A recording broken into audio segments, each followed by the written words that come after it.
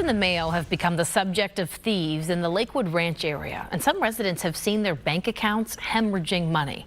The U.S. Postal Inspector says that they have an inspector on the case, and as Fox 13's Kimberly Quizon reports, residents are warning others to beware of these check washing schemes.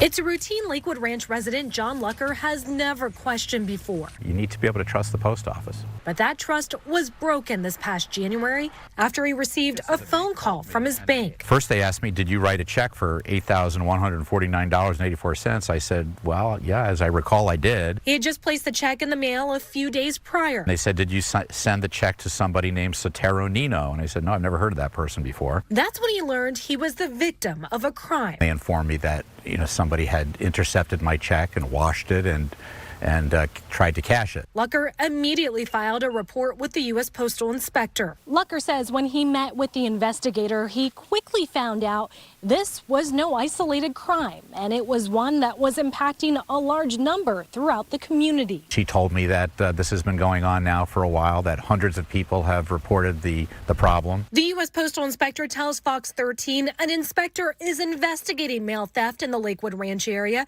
and the Manatee County Sheriff's Office says it is investigating multiple cases of check fraud across the county.